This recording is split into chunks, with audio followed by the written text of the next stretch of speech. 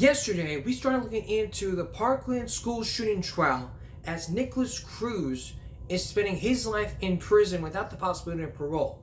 We heard the judge say life in prison. But there's a twist to this.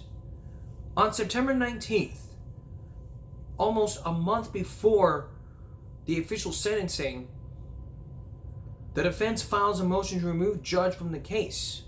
Now remember, this trial lasted for months because of the evidence piled up, because everyone came forward. The teacher came forward. Nicholas Cruz's sister came forward. Well, actually, she didn't come forward because of what the judge said. Because I'm going to play the clip in a second. But what had happened was the judges kind of had it.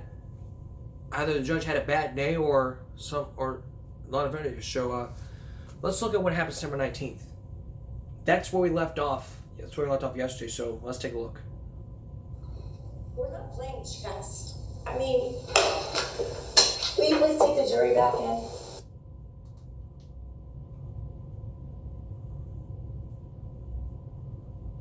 Here it is. We're not playing chess. I mean, will you please take the jury back in? Thank you. All right, go ahead and put in your records. 2B, Nicholas Cruz Henderson, episode 1 record. Let me just stop. Steve, are you going to have anything ready for today? No. We're told us there was 80 witnesses. We're waiting for 40 more witnesses. I just want to say, this is the most uncalled for, unprofessional way to try a case. You all knew about this, and even if you didn't make your decision until this morning, to have 22 people plus all of this staff and every attorney march into court, be waiting as if it's some kind of game. Now I have to send them home. The state's not ready. They're not going to have a witness ready. We have another day wasted. I honestly have never experienced a level of unprofessionalism in my career. It's unbelievable. So, Judge, if we had any pretrial matters, you asked us to be here at 9:15. We were here at 9:15 to discuss pretrial matters. I have been practicing in this county for 20 years. You know what? I don't want to hear it. I don't want to hear Well, it. Judge, you're insulting me on the record in front of my client, and I believe that I should be able to. Okay, you can do that later. You can make your record later, but you've been insulting me the entire trial. So, blatantly, taking your headphones off, arguing with me, storming out, coming late intentionally if you don't like my rulings. So, quite frankly, this has been long overdue. So please be seated. You can receive the evidence. I will receive the evidence. And then you can put whatever you want on the record at the end. Heated is right. Yikes. All right, we'll talk a little bit more about the judge here. I'm joined once again by trial attorney Bob Hilla, but I'm also joined by forensic death investigator from Jacksonville State University, Joseph Scott Morgan, and also the host of the Body Bags podcast. Joseph, I'm actually going to start with you on this. Not so much about the judge's behavior. Let's talk about what the defense did. Why do you think they chose to stop their case early? I mean, we saw what they were presenting in terms of fetal alcohol syndrome about Nicholas Cruz, trouble with his developmental learning, impulse control problems, trying to create this kind of mitigating evidence for the jury to consider. Why do you think they stopped their case so early? One word: redundancy. I mean, there's just so much of this that you can go through, and they have been going through it for ad nauseum for some time now. And I don't know, maybe they had some kind of epiphanal moment as a defense team where they said, look, we can't go any further with this, and we're just going to throw the brakes on all of a sudden. And of course, that didn't sit too well. I know we're not talking about the judge. It didn't sit too well, but they have, had this, parade of witnesses and experts, that have popped up on the stand, on their behalf. And they presented their case to this point. I don't know how much further they could have gone with this. But, if you say that you're going to do something, and, don't at the last minute kind of drop this right. on the court. It doesn't sit well. Well, that's my question to you now, Bob. Do you think the judge should disqualify herself? And I ask you that because that outburst, that back and forth, was not in the presence of the jury, but when the jury was called back in, she did say something along the effects of, this is not what we were expecting for the defense to end so early. Nicholas Cruz and his attorneys in their motion have said that, there's a feeling that he won't get a fair trial, that this judge is completely biased against him, that it shows that her rulings showed this animosity she has. What do you think? Well, the real issue is even if it's true, is that impacting what the jury is being asked to do in this case, and is it impacting the case itself and their decision process? I mean, judges are human, trials are a fluid situation, they change. All of a sudden you have to make decisions. If you see it may not be playing well to the jury, then sometimes you may want to cut it off at the knees. There could have been maybe better ways they could have dealt with it with the court.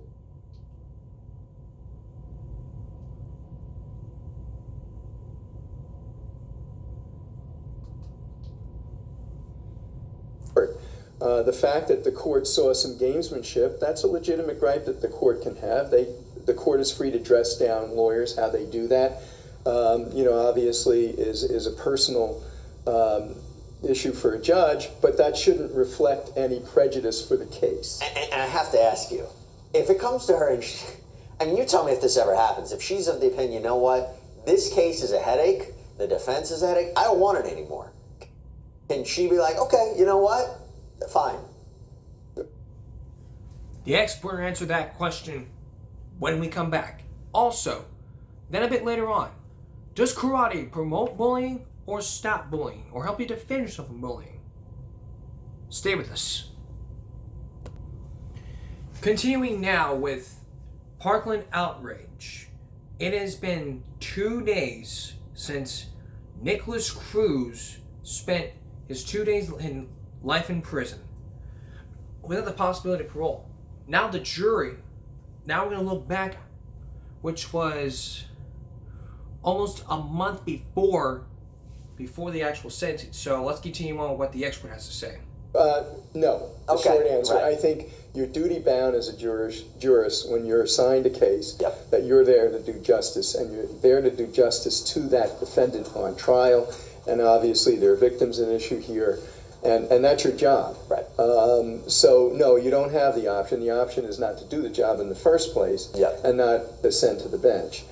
Because she was randomly selected for this and for this case. Now, as I mentioned, there is this motion that's going to be heard about the use of swastikas and racial slurs that hopefully by the prosecution to use in the rebuttal case. That's what they're hoping for. And prosecutor Jeff Marcus defended the state's position when the defense motioned for a mistrial earlier this month on the same set of issues. Let's take a look.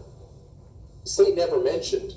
It has not come up once in this case from the state side that we were seeking to introduce the swastikas contained in the writings of Ms. Yan.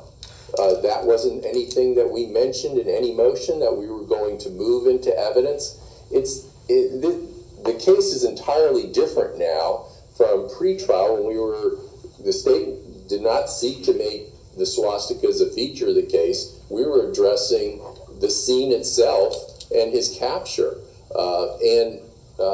If something came up, then it may be relevant. We expected, and that's why we filed a motion, that it would become relevant in rebuttal evidence for the state. The defense has already opened the door to mental health testimony. The state, as the court recalls, heard from Dr. Brannon that the diagnosis is going to be antisocial personality disorder, and that a feature of that is hatred, and a swastika is evidence of that hatred. The door is opened by the defense by putting on their mental health testimony. It's also been opened by things such as that he was bullied, and for a different reason. The swastika it's a hatred symbol, and it, by virtue of it, symbolizes that you're trying to intimidate somebody, as well as, the defense has no problem with the N-word coming in. which is arguably the same. It's so bad. They're equally as. Okay, that's enough. That's enough. Now the jury was out. Now the prosecution was outraged because of what's been going on. So, there's another case to this. The grieving father, 2 months ago, went up before the court. He erupts during this trial. So let's take a look at his reaction. So many ways. So let's take a look at his outrage. I've longed for the day that I would get to speak at this hearing. I wanted to tell this jury what happened to my family and this community. I wanted to tell you what happened to my Alyssa. On February 14th, 2018, my 14-year-old daughter was right where she was supposed to be, in her high school English class. 4 years later, she's supposed to have been in her second year of college. Soon she'd go on to be a professional soccer player. She'd get her law degree and maybe become one of the most successful business negotiation lawyers the world would see. She was supposed to get married, and I was going to have my father-daughter dance.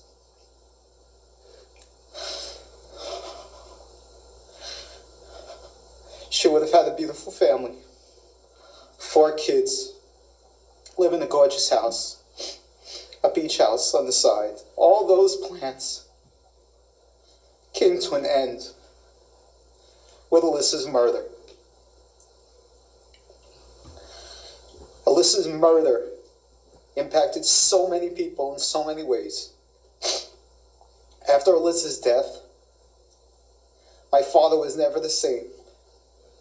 He passed away a year later. My elderly mother, Alyssa, lost her granddaughter. My elderly mother, she lost her granddaughter and struggles to find happiness in her life. Then there's my father-in-law, who always said Alyssa could do no wrong. They had a very special bond, one that you love to see between grandparents and grandchildren. But this was broken only by Alyssa's murder. Anytime you start talking about Alyssa, the guy that typically makes all the jokes gets very upset and has to change the subject. My mother-in-law, she also had a special bond with Alyssa. Not a day goes by that she doesn't get emotional and go to tears when talking about Alyssa. So let's go to the end. Colleagues spending time enjoying their daughters, enjoying all the normal milestones, taking in the joys, and I can only watch videos or go to the cemetery to see my daughter. It was 4 years ago to everyone, but to me it was yesterday. Alyssa will always be 14, and I will always be at the point in life with her. All I know is a piece of my heart was not just cut out, but it was ripped out of my damn chest. For 4 years, I've watched so many struggle, while the only option I've had is to keep it together for my family. And inside, I burned like a damn inferno. It took me so long to be able to feel empathy again, and this prevented me from doing what I'm good at, which is caring for patients. Unfortunately, I have to live my life with anger now and make it fuel my existence. Like my wife, I try and stay busy so I don't break down. While the world gets to move on with their lives, we don't have that luxury. Missing our daughter every single day. No parent is supposed to have this grief. Without our daughter, Alyssa, our lives have been changed forever. That was from the father.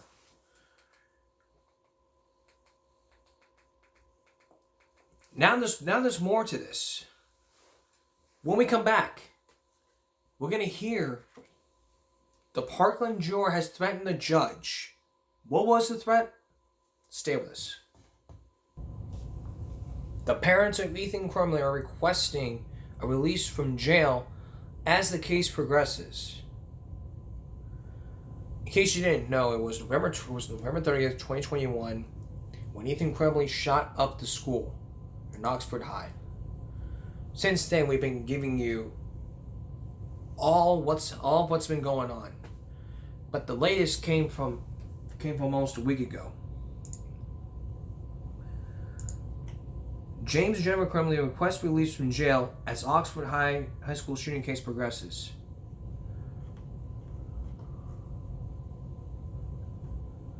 The couple also wants circuit court to limit the number of victims in the cases to the families of the 4 students who were killed when their son, Ethan Crumley, allegedly opened fire on November 30th, 2021.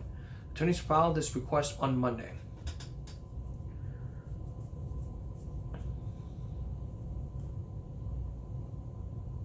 Defense lawyers say some case information has made its way to social media. Attorneys assert that prosecution's actions both are blocking James and Jennifer's chance to have a fair trial. The parents also tried to have their case dismissed over the summer, and their attorneys argue they should have been prosecuted for their son's actions. They're accused of buying Ethan a gun and ignoring signs that he needed mental health help before the deadly school shooting. That's what they're charged for. And as for the trial, that's not happening. The parents' trial's not happening until this month, but it's been postponed because of what's been going on. The parents is going to be coming up next year. Ethan's case coming up next year. I don't know.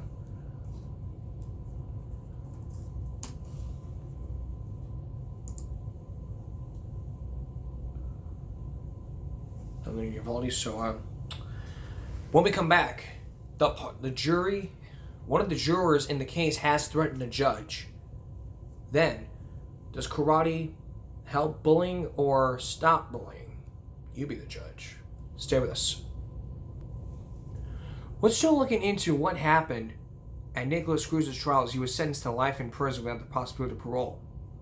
Just yesterday, as the judge was continuing, the Parkland juror threatened the judge. Now the judge reveals new evidence.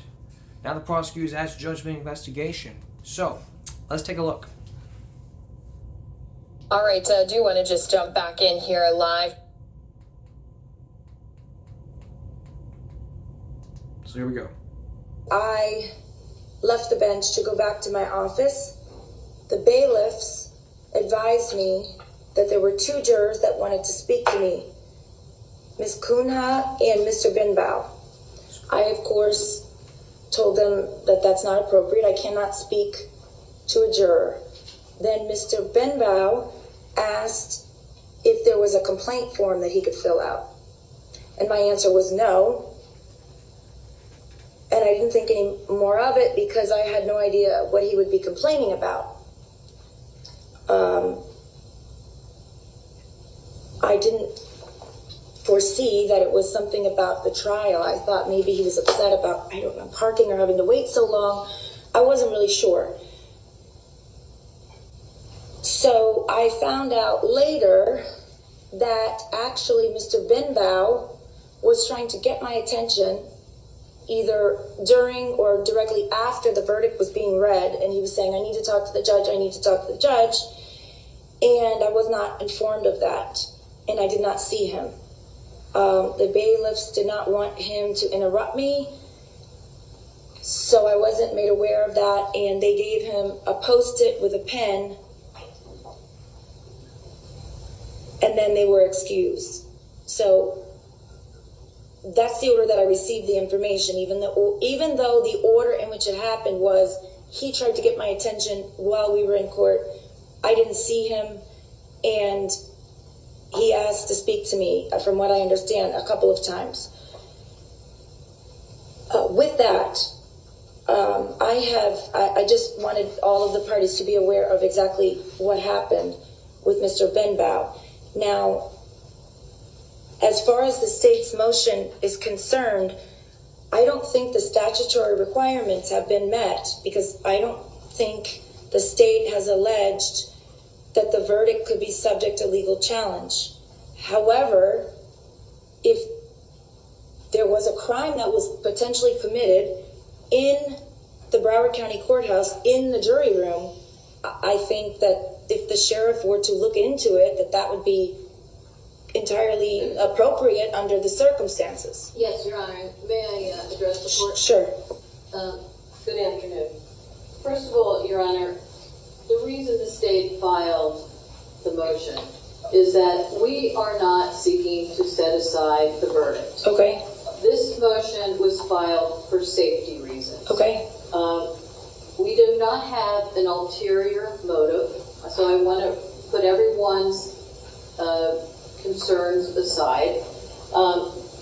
However, an allegation by a juror where they leave a message that they have received what they have perceived to be a threat from a fellow juror in the jury room cannot be ignored.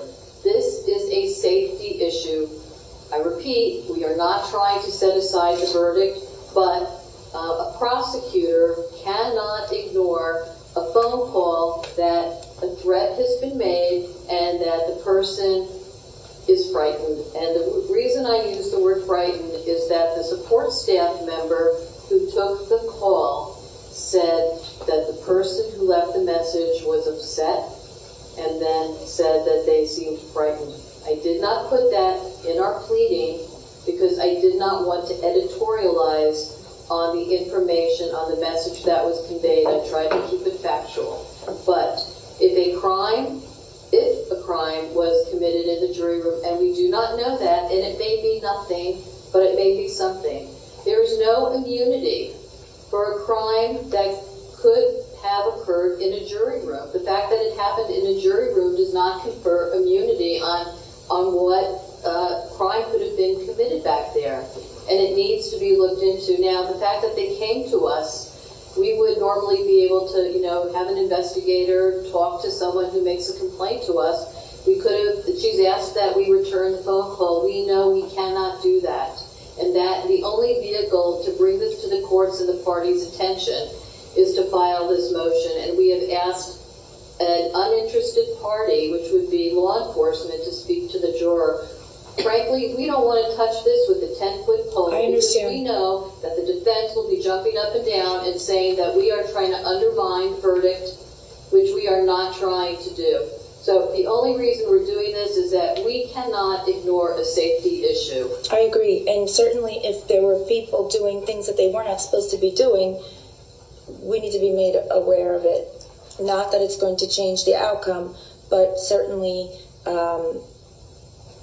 that shouldn't happen, and people shouldn't be hesitant to serve on juries in the future if they hear that jurors are not required to exhibit appropriate behavior during the deliberation. And I would like to just put something else on the record to Your Honor, just to dispel any speculation, and this will all be made part of the conversation on headphones, that the juror who left the message is not the same juror who left you a note which was made a part of the court file. It's a different juror. And it's not Mr. Benbow. I mean, their names are public record, which is why I'm using them. It's not Mr. Benbow. Okay. And it is not the juror whose name, whose note was made part of the court file yesterday. It's a different juror. Okay. I mean, I don't really think there's anything else to discuss. The sheriff's office has jurisdiction. They've been made aware of the situation, and they can do or not do with this. I mean, I'm not going to order them to investigate it, but I think that certainly if that's a matter that they feel is appropriate for a criminal investigation, that's what they should do. Your Honor, will you give us permission, if it was a phone message, permission to turn over the name to the court so that you can turn it over to law enforcement? Absolutely. You want to do that on headphones, or we can give it directly? Why don't you give it directly? I know that there is Sergeant, I called him Lieutenant the other day. He's so professional that I gave him a promotion. Sergeant Hendricks is here, and I'm sure he's our point person, that he'd be happy to receive the information and pass it along. You know, we call him Jason. Okay. All right. Thank you. We're in recess. Thank you, Your Honor. So we don't know who that juror was. Was it Mr. Benbow or was it the other juror? We don't know. But until that time comes, we'll keep you posted. And on the Give Me a Break YouTube channel, we'll have more about, I'll show you more about the trial. But let's get back to some bullying, because let's get to some bullying. Coming up next, does karate help bullying, or does it end bullying? We gotta teach kids to be self-defensive and to stand up. But does karate do that? Stay with us. Is there a link between karate and bullying? Probably not. But it can help you be defensive in case someone comes at you. Take a look at this from 3 years ago. Still wearing enough layers to...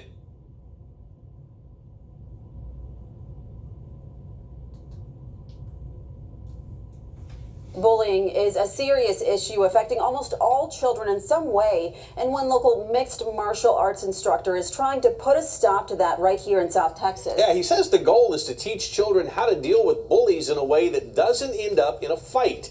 Roland Rodriguez is live in Calallen this morning at KO Sports. Roland, talk to us about the program and how it works. Good morning, guys, and good morning, South Texas. This program's all about building confidence in the kids. Now, joining us early this morning, to my right, we have the owner of KO Sports Training, Mr. Kurt Hubble, and to my left, we have the 13-year-old national champion in Muay Thai, Mr. Quentin Presley. We're going to start with you, Kurt. Why did we start this program for the kids?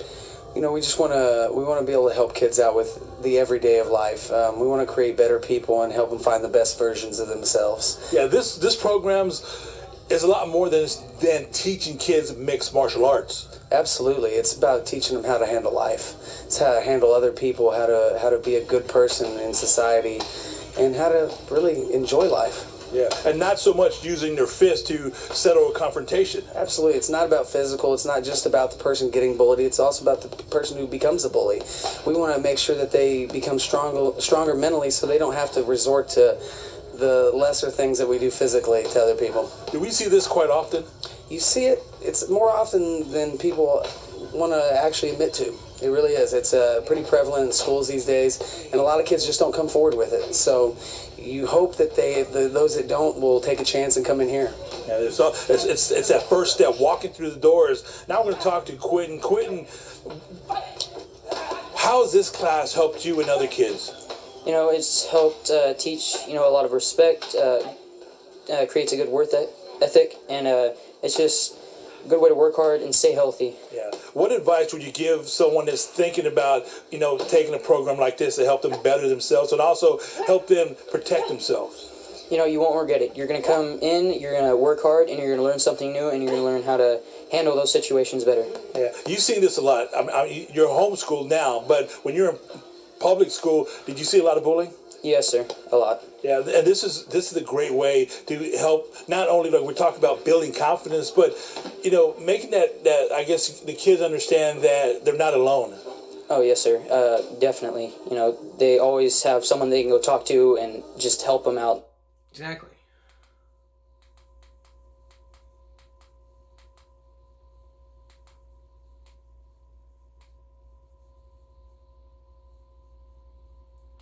Now, 2 years ago here in Corpus, an anti-bullying activist arrested for allegedly assaulting an Italy family.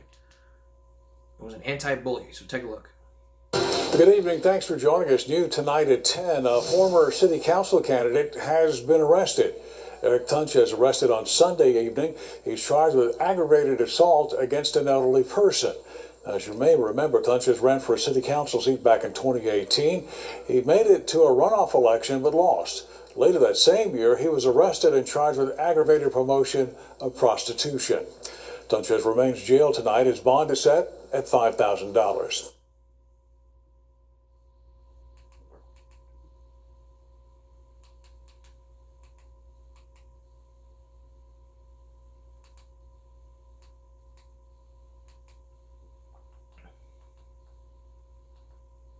Okay. Let's look at the bullying incident from Orange Grove that happened last year. Because hazing is illegal. Take a look. Investigation is underway at Orange Grove High School following a hazing incident. In an email to parents, Superintendent Randy Hoyer said that officials learned of the incident last week, which involved a small number of students. The superintendent goes on to say that the behavior is unacceptable and there are consequences for the students involved. The Orange Grove police were contacted. Now, due to confidentiality reasons, the district isn't releasing any more information than what they have. And we've reached out to Jim Wells, County District Attorney, for more details, but have not heard back on any charges that could be filed. Very good.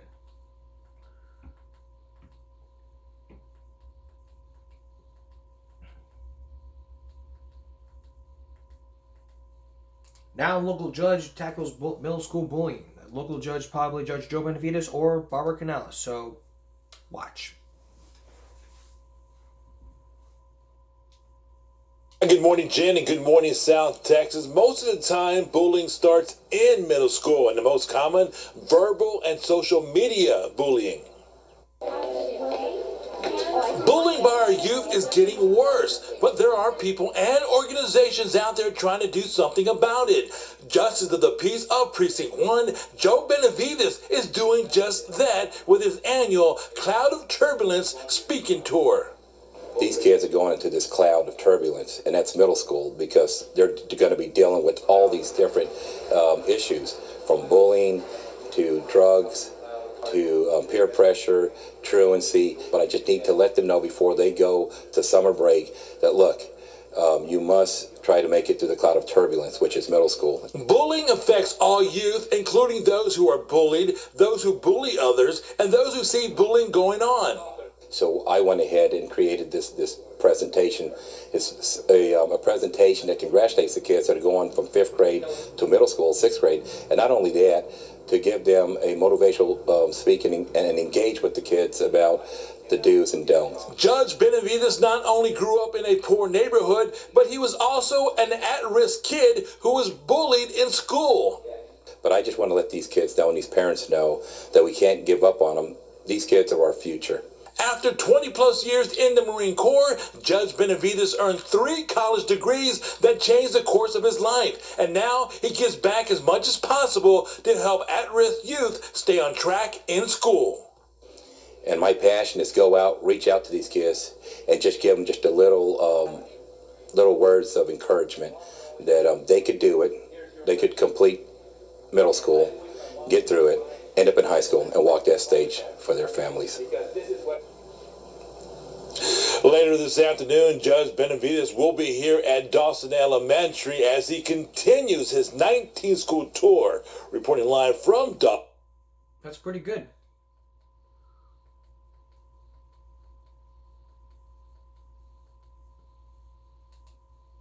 Now let's look at how cyberbullying is a widespread problem. Then we're going to wrap it up. So my curls, they're such a huge part of me. Oli, it was like a breakthrough moment. It's oil-based color. It's To the National Center for Educational Statistics, roughly 1 in 4 students experience some form of bullying. And with the increase of social media use, cyberbullying continues to be a problem. Sunrise reporter Roland Rodriguez has a medical perspective this morning. Let's go to him now live for more. Roland? Good morning, guys, and good morning, South Texas. Cyberbullying is bullying that's performed on your cell phone, on social media, or on the internet in general. Recent studies prove that bullying in any form has serious and physical effects on mental and emotional health. This new study that came out of Europe, where they looked at over just about 600 adolescents, young adults, showed that bullying actually led to structural changes in the brain, particularly in the areas related to depression and anxiety. Because of technological advancements, cyberbullying has become a widespread problem, reaching young kids faster than ever before. If you notice that they're shutting down social media accounts, avoiding the use on their phone, or else won't let you access their phones, and also if they exhibit signs of anxiety and depression, including changes in behavior outside of their norm, these could all be signs of cyberbullying. 70% of kids report being bullied face-to-face, and more than 40% via cyberbullying. Kids don't ask for help, typically because they are experiencing depression, because it's difficult just to find somebody to talk to in that time and space as an adolescent in general about your feelings. You're going through a lot of life changes as it is. And it's also, you don't want to appear to be outside your friend group or to appear weak. So understanding how this type of harassment affects children, as well as how lasting the effects are, is important in order to determine what kinds of interventions are necessary. The introduction of the cyberspace has made bullying that much more easier.